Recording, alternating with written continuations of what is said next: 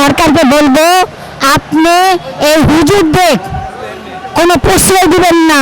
যারা দেশের অন্যায় করতেছে, মেয়েদের বলাৎকার করতেছে, ছোট ছোট বাচ্চাদের মাদ্রাসায় রেপ করতেছে, তাদের ধরে এমন শাস্তি দিবেন, গাছের সাথে ঝুলাইয়া পাউডা উপর দিকে মাথাটা নিচের দিকে দিয়ে এমন শাস্তি দিবেন, বাকি হুজুররা যেন দেখেই যেন ভয় পায়। জামাত ইসলাম আমি সাহেবের কাছে গেছিলাম, ওনার এক লোকের কাছে আমার বিচারের জন্য গেছিলাম।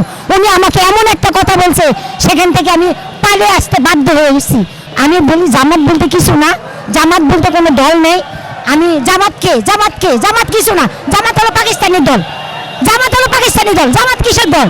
মেয়েদের বলাৎকার করতেছে, ছোট ছোট বাচ্চাদের মাদ্রাসায় রেপ করতেছে, তাদের ধরে এমন শাস্তি দিবেন, গাছের সাথে ঝুলাইয়া পাউডা উপর দিকে মাথাটা নিচের দিকে দিয়ে এমন শাস্তি দিবেন, বাকি হুজুররা যেন দেখেই যেন ভয় পায়। তারা মানুষ নামে পিশাচ, জানোয়ার, তারা মানুষ কোনো হুজুর হতে পারে না। হুজুররা বাচ্চাদের রেপ করে, তারা কিসের হুজুর? আগে যারা আলেম ছিল তারা না দিনের কথা বলার চেষ্টা করতো, তারা পকেট ভারী করতো না। আর এখনকার আলেমরা আগে নিজে পকেট ভরার চেষ্টা করে। একটা আলেমের একটা মসজিদে মসজিদের বেতন কখনো 1.5 লাখ 2 লাখ টাকা হয় না। আলেমরা কিরকম হবে? আলেমরা একজন মানুষ যদি হাদিয়া দেয় তাহলে সেটা সীমিত দিতে হবে, কিন্তু সেটা তো পুঁজি হিসেবে দেখতে পারবে না। সেটা ওনারা এমনভাবে এখন হাদিয়া নেয়, সেটা খুব দুঃখজনক। এই জন্য আমি বর্তমানে হাতে গোনা কয়েকজন মনে আলেম আছে আমার কাছে জানাশোনা ভালো লাইনে, আমি সব দিকে আলেম মনে করবো না। আলেম হুজুর কিন্তু একজনই, হযরত মুহাম্মদ সাল্লাল্লাহু আলাইহি সাল্লাম, উনি একজন হুজুর। আর বাকি যারা আছে তারা হুজুর না, মুয়াজ্জিন হবে।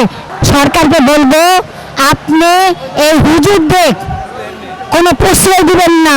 যারা দেশের অন্যায় করতেছে, মেয়েদের বলাৎকার করতেছে, ছোট ছোট বাচ্চাদের মাদ্রাসায় রেপ করতেছে, তাদের ধরে এমন শাস্তি দিবেন, গাছের সাথে ঝুলাইয়া পাউডা উপর দিকে মাথাটা নিচের দিকে দিয়ে এমন শাস্তি দিবেন, বাকি হুজুররা যেন দেখেই যেন ভয় পায়, লোকের মতো সোজা হয়ে যায়। কারণ আমরা হুজুরদের সম্মান করি, কারণ হুজুররা মাদ্রাসা লাইনে লেখাপড়া করছে। আমি হুজুরদের সম্মান করি, কিন্তু কিছু কিছু হুজুরদের আমি করি না। আমি কিছু কিছু হুজুরদের করি না। কিসের জন্য করি না? তারা মানুষ নামে পিশাচ, জানোয়ার, তারা মানুষ কোনো হুজুর হতে পারে না। যারা হুজুররা বাচ্চাদের রেপ করে, তারা কিসের হুজুর? তারা তো হুজুর না। আমার তো মনে হয় তারা মাদ্রাসা লাইনে লেখাপড়া করে নাই, তারা সঠিক শিক্ষা পায় নাই, বাবা মার কাছে পায় নাই, মাদ্রাসাও পায় নাই, সমাজের মধ্যে পায় নাই। তারা পকেট ভরার জন্য ঢাকা শহরে ঢুকছে।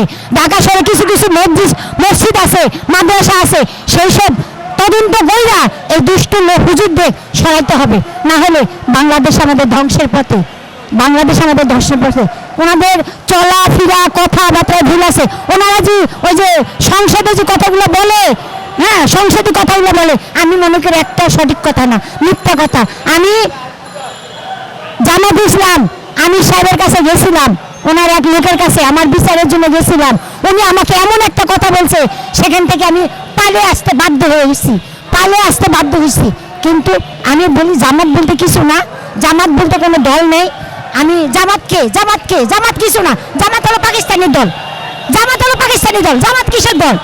জামাত থাকবে জামাতের মতো, তারা থাকবে নমাজ কালাম নিয়ে মানুষের খেজমতের জন্য ব্যস্ত থাকবে। তারা দেশের রাজনীতি করবে কেন? জামাত কিসের দেশের রাজনীতি করবে? জামাত বলতে আমি কিছু মনে করি না। আমি দুটা দলই বলবো, আপনাদের কাছে গ্রহণ হবে কিনা আমি জানি না। একটা হলো আওয়ামী লীগ, একটা হলো বিএনপি।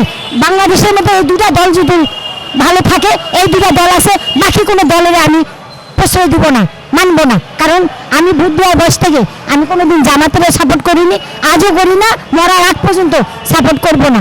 এটাই হলো আমার কথা।